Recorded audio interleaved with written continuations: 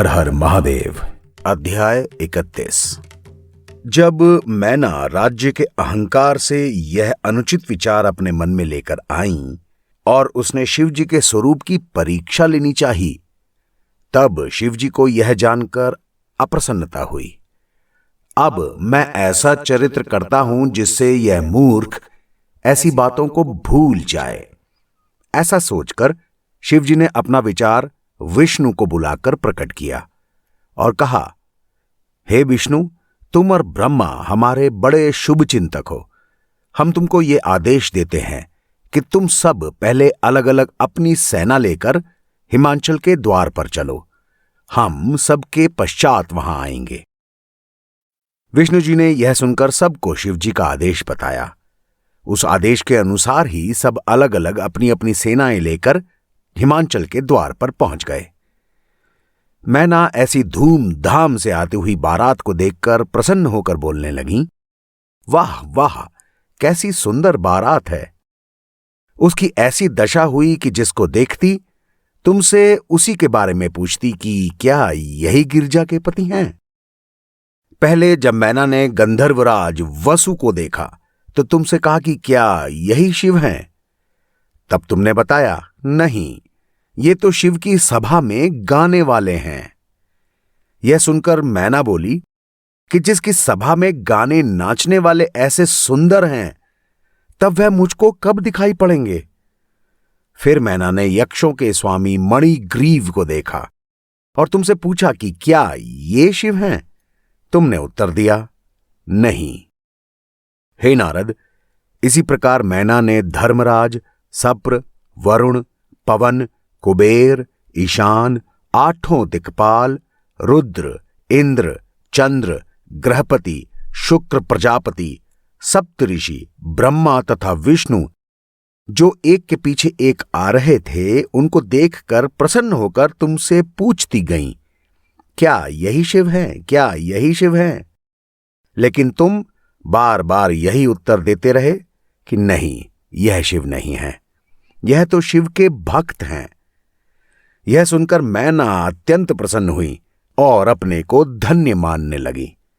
वो समझी कि हमारा कुल तो कृतार्थ हो गया। इस प्रकार मैना के सारे दुख दूर हो गए।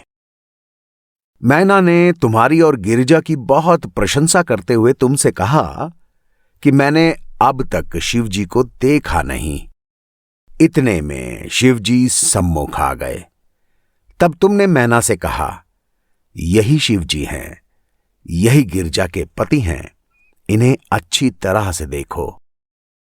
मैना ने शिव को अच्छी तरह से देखा, लेकिन शिव की माया से उसके नेत्र ऐसे हो गए कि उनकी दृष्टि में संदेह ही संदेह था। उस समय उनको शिवजी का दल ऐसा दिखाई देने लगा जैसे कि वे सभी भूत प्रेत आदि हैं। कई के तो हाथ ही नहीं थे और कई के बहुत सारे हाथ थे।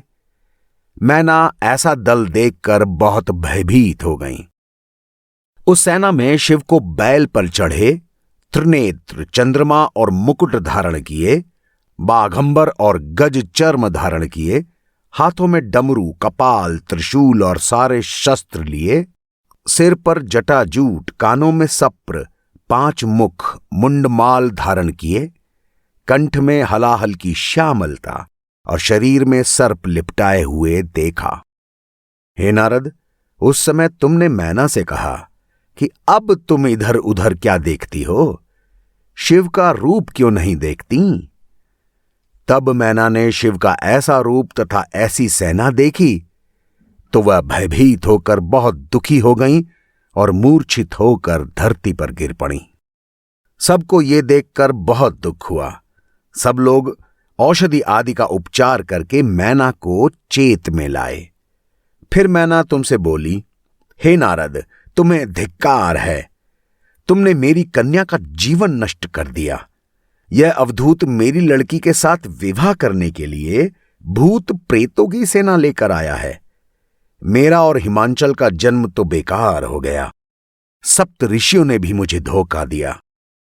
हे नारद, ऐसा कहकर मैना गिरजा से कहने लगी, हे पुत्री, तुमने वन में जाकर क्या काम किया। हंस के जगह कौवा ले आई। सूर्य से मतलब न रखकर जुगनू से मनोरथ चाहा। घी अच्छा न लगा तो तेल की रुचि हो गई। तुमने यज्ञ की भस्म को दूर कर चिता की भस्म लगा ली। जो विष्णु और अन्य देवताओं को छोड़कर शिव जी के लिए तप किया। तुम्हारे कर्मों को धिक्कार है। तुम्हारे उपदेश, तुम्हारी सखियां और तुम्हें भी धिक्कार है। अब मुझको कहां शांति मिलेगी? यह सब मेरे ही कर्मों का फल है।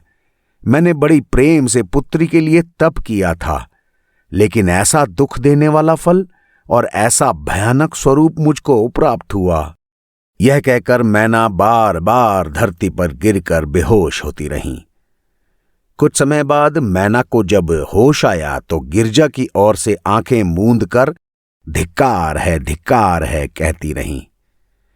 वे बोलीं, मुझे दुख है कि तू मर न गई। इस तरह इस समय हमारे कुल पर बट्टा तो न लगता। हिमांचल ने भी नारद के वचन पर इतना विश्वास करके बहुत बड़ी मूर्खता की। अब मैं क्या करूं जिससे मेरा दुख दूर हो? ऐसा कहते हुए मैना रो रो कर धरती पर गिर पड़ी। यह देखकर सब आनंद दुख में बदल गया, लेकिन बहुत समझाने के बाद भी सब लोगों को आनंद न मिला।